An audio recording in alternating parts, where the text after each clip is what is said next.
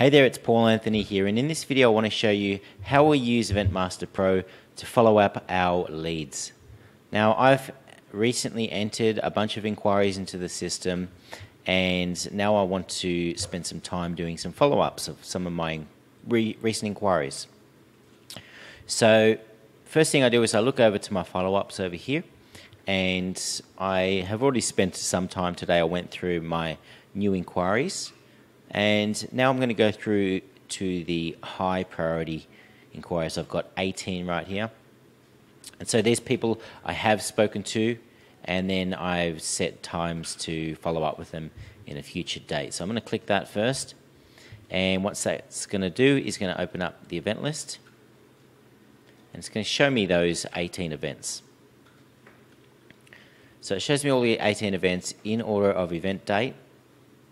What we have over here, these numbers here, show us how old the follow-up date is. So you can actually see I've got some older inquiries from COVID times that I haven't followed up with. So I think some of these are probably not going to go ahead anymore, but the event dates are still well into the future. So I've left some open and I may follow them up. So that's what we got here. And what we're going to do is we highlight, hover over the row, and we're going to click View, and then that's going to open up the first event.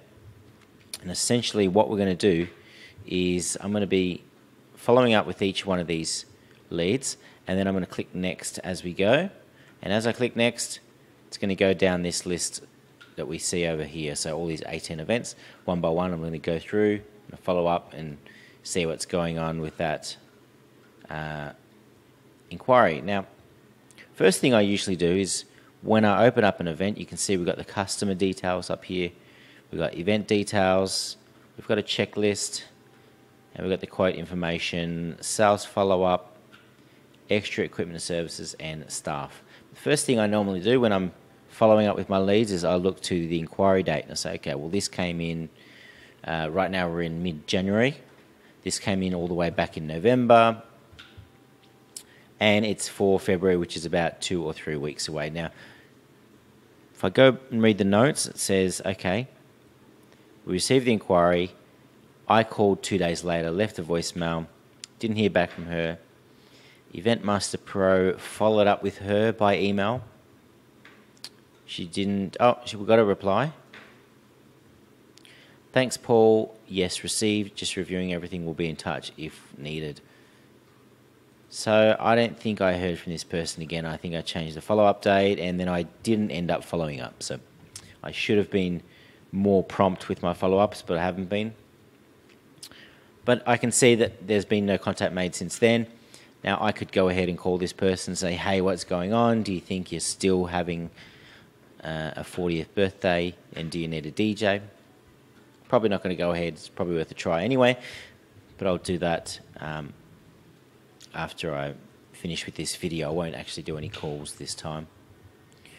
So once again, I go to the next event. We've got inquiry from the 7th of December. It's for a wedding, and the date is the 13th of Feb. Considering that the inquiry was in December and it's for the 13th of Feb, there's like a 95% chance this person already has a DJ. Let me go and read the notes. So we've got inquiry came in, got into Renee, was very friendly, just logging into email now.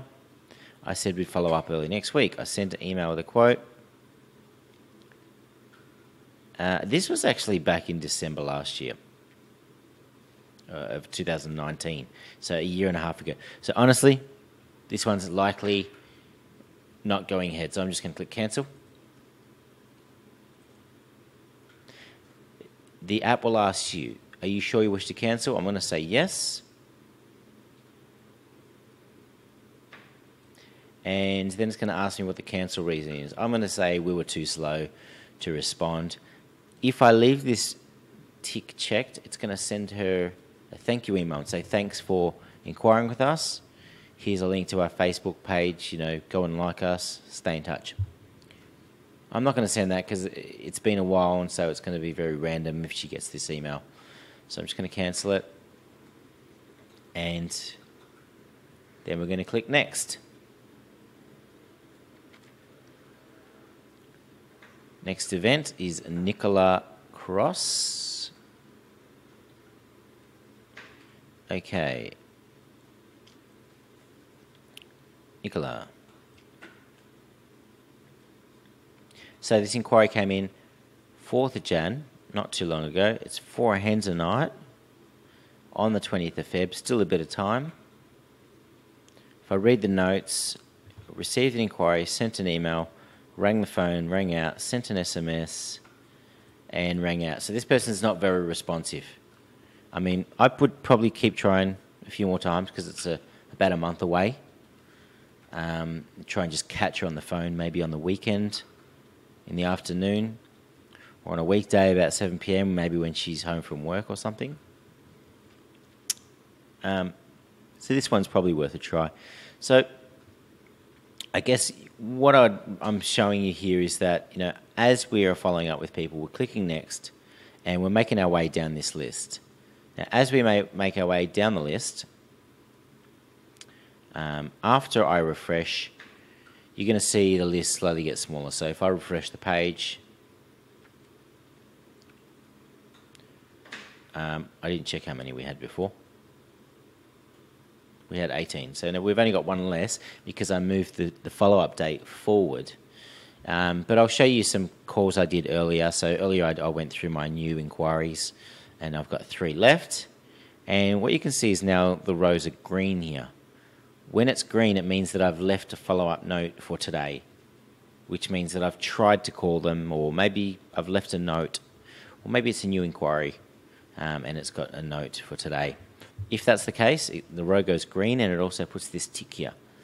And this sort of helps you when you actually are going through the list and leaving notes. Mobile phone rang out, you know, spoke to this person, call back later today. Then you're going to start to see the list get smaller, and you're going to see ticks where you've actually attempted to follow up with someone.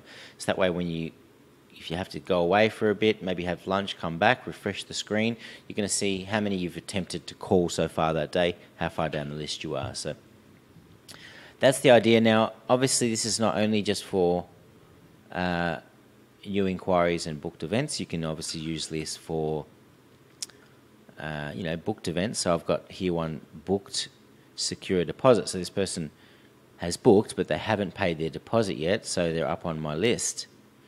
So I can bring up the details of this event, maybe call her up, say, hey, you said you were going to book. We didn't get the booking form. You know, do you still want a DJ? What's going on with that? So follow that up. Obviously, we've also got another category called booked require action, and I don't have any here, but once again, this is for events that are booked that have a valid follow-up date. So a valid follow-up date is, it's got today's date or any date in the past. If it's in the future, well, then it's not ready to be followed up yet, so it won't show up on the list. So this follow-up filters are only going to show active follow-up dates, events with active follow-up dates. And essentially, that's how we're going to do our follow-ups day to day. It makes it much easier to do this and to just leave a note and to set a follow-up date. Makes it more organised. And then every day when you come in, you're going to check out the dashboard. You can see how many events that you have to follow up. You'll be able to see your follow-ups. And if you've got, you know, bookings on the weekend, you can come down here, and this is, by default, this is going to show our upcoming events. And, you know, that's if you're confirming bookings, but that's another story. And that's pretty much it. So I hope this video helped you, and I'll see you in another video in the future.